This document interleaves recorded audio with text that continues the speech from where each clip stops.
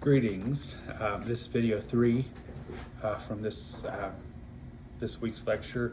And what I want to do now is dive a little bit more deeply into those 3 reasons why economists would give for the increased in production, the increased in efficiency when people find a way to work together. So one of the ones on the list is learning by doing. I think that's pretty self-explanatory. So I'm not going to talk too much about that. The second one is the job sorting phenomenon. Economists actually have a name for that, and the name for that is comparative advantage. If you've had economics before, or if you've read an economics textbook before, you'll find out that almost all of the focus of economics textbooks on this subject is on comparative advantage. Well, comparative advantage has an explanation that's fairly technical and is at the same time fairly generic and fairly straightforward. So what I'm going to do is I'm going to outsource the explanation of comparative advantage to a different video. So I'll send you specifically some marginal revolution videos from our video textbook to cover that. Now, what is not covered very much, what is almost completely ignored in my mind by the econ textbooks and most discussions surrounding this topic is the fact that when people specialize, it gives them an economic incentive to acquire specialized human and physical capital. Now, I think of the 3, this is by far the most important and by far the most interesting. So while I think that comparative advantage is a very, very powerful concept in economics, and I think it explains a lot about how the world works, and I think it explains a lot how we all sort of fit together in the world, both as individuals and even as nations. I don't think it's really very interesting, because the crux of comparative advantage sort of relies on the fact that we have great differences, or at least small differences, but we have differences in skills to do a particular job. And I don't really know how important that really is. So I chose to be an economics professor. There are other things I could have done. So I could have become an accountant. I could have owned a business. For instance, I graduated from high school in 1990. Looking back, it would have been a really good idea for me to open up a Subway restaurant at that time instead of spending my money on college. I don't know how my life would have turned out if I would have done that. But that certainly, in hindsight, would have been a smart thing for me to do, probably. So I could have done that. I could have become an engineer, which is what I sort of set out to do when I was most of you guys' age, or a little younger. I could have become a medical doctor. I mean, there's just hundreds of things that I could have done. And the same is true for you. So you're pursuing a certain thing right now. You'll end up somewhere in life, but there are lots of things that you could have done. So I don't think that the fact that we somehow naturally sort into the jobs that we're best suited for carries very much weight.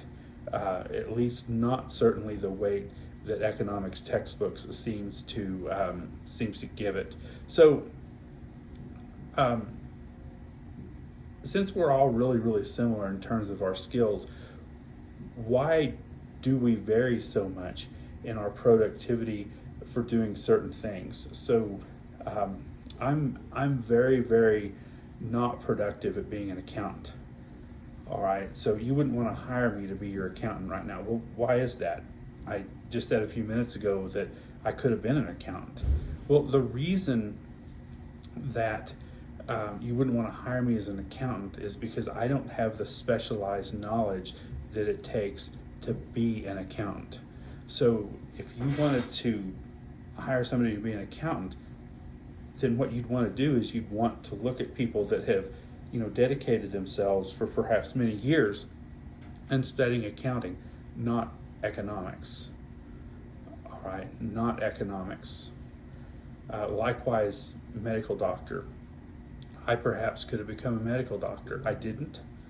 All right, it may not be because I wasn't capable of doing it, but you would not want to hire me as your doctor right now. It doesn't have anything to do with my innate skills to be a doctor or my innate skills to be an accountant. You just wouldn't want to do that for me. So you wouldn't want to ask that of me. Sorry, excuse me. So let's think of this in terms of physical capital. Physical capital as well. So let's say you need to get your car fixed, all right, and let's say your engine is bad. Are you incapable of fixing the engine in your car, replacing it or whatever? And the answer to that question for most of us is going to be almost certainly no. But the why that is a really interesting question. Is it because none of us could be mechanics? All right, just like I could be an accountant, I probably could have been a mechanic as well, and worked on cars as could you. So what makes a mechanic so unique in being able to fix your car? All right, well, based on what I just said, obviously they have years of experience in training being a mechanic, so they have human capital. They've acquired human capital, not because of natural ability, but because of learned ability. All right, so we've already kind of covered that. But the other thing that makes the mechanic really unique, and the same thing would be true about doctors and a lot of different professions, all of them, as a matter of fact, is that the mechanic has at his or her disposal perhaps thousands, tens of thousands, maybe even 100,000 or more dollars worth of tools and equipment in order to fix your car. So let's say the mechanic is going to replace the motor in my car. Okay, well, what's going to happen when you take your car to the mechanic? Well, the mechanic is going to bring the car into the shop and is going to take the motor out and put a new one in. And that's the simplest explanation I can give that. You all can have a mental picture of what's going on here. But in order to do that, the mechanic is going to have, a winch and a sturdy enough frame or other mechanism to actually get the motor out. And that's going to be, thousands of dollars worth of equipment that if you had to do the job yourself, this is key. If you had to do the job yourself, there's no way that you would be able to afford that equipment. So let's say that the equipment needed to replace the motor in your car was $20,000. All right, and let's say you're like me and you drive a Hyundai Elantra, which is about a $20,000 car. Well, if I had to buy a $20,000 piece of equipment to fix my car, what would I do? I wouldn't buy the equipment. I just go buy a new car. All right, I would just go buy a new car. So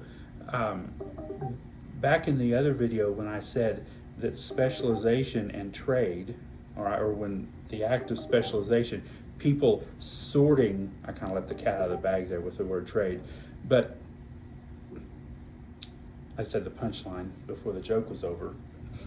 But when people divvy up these tasks, like we're bound to do when there's millions of us involved in this, when people divvy up tasks like this and they specialize in narrow things, okay, when they specialize in narrow things, it suddenly becomes economically viable to invest in things and to learn things that it otherwise wouldn't be economically viable for you to do. All right, so if you're going to be a mechanic, it makes a lot of sense for you to go out and buy the apparatus to pull motors out of cars. And so we'll make the numbers easy, and let's just say that apparatus costs $20,000, and over the life of that thing, you expect to use it, let's just make it outlandish, you expect to use it 1,000 times. All right, so let's say your job is replacing motors. So you go out and you buy a $20,000 piece of equipment that you expect, all right, that you expect to use 1,000 times. Well, how much does that cost per time? $20,000, 1,000 times of use. You're effectively costing society $20 every time you use that. So if you replace the motors of 1,000 people, all right, you can spread that $20,000 over those 1,000 people and charge them $20 a piece, all right, just for the use of the machine. So if I need to have the motor replaced in my car, spending $20,000 and doing it myself, that doesn't seem to be very viable at all. But if I can spend $20 on that machine, all right, and give somebody else $20 plus a lot more, obviously, for everything else involved, that's a disclaimer there. But if I go spend, let's say $1,000 for somebody to replace the motor in my car, $20 of that is just for the machine. Okay, so now all of a sudden, training and equipment that is not economically viable or does not seem to be economically viable, well, now all of a sudden it is economically viable. All right, so contributing $20 to someone for my share of the motor replacement apparatus, or whatever that's called, that seems to make extreme common sense to me. Okay, now multiply all of this times anything that's physical capital and anything that's human capital. All right, so let's say that you're going to be a certified public accountant, and basically you're going to help individuals and businesses do their books, including taxes and everything else that is, CPA does a lot more than taxes. Everything else that a CPA does. Well, in order to get a CPA, you spend 4 years at least in school, and then there's some extra stuff to be able to qualify to sit for the exam, and then you've got to study for the CPA exam, and after you're done, after you pass, you're CPA. Okay, well, if your goal is only to do your own taxes, all right, it's not economically viable at all for you to spend 5 years of intense training just to learn enough accounting to be able to do your taxes effectively. All right, but what does make sense? What does make sense is for 1 or 2 people in your group. All right, what does make sense for 1 or 2 people in your group to learn accounting and then provide accounting services for everybody. All right, so if you're a certified public accountant that specializes in helping people do their income taxes, well, you're gearing up for it now, but you do hundreds of tax returns a year, perhaps. All right, and they all pay you, anywhere from probably like $100 to $1,000 to do that, depending on how complicated the taxes are. Okay, so if I have to pay a CPA $100 a year to do my taxes, all right, well, that is extremely cheap compared to 5 years of personal intense study. Okay, so when we specialize, when we do narrower and narrower jobs, then the economic viability of all of this specialized knowledge and equipment that we use to do our specialized jobs suddenly becomes a really, really good idea and not a waste at all.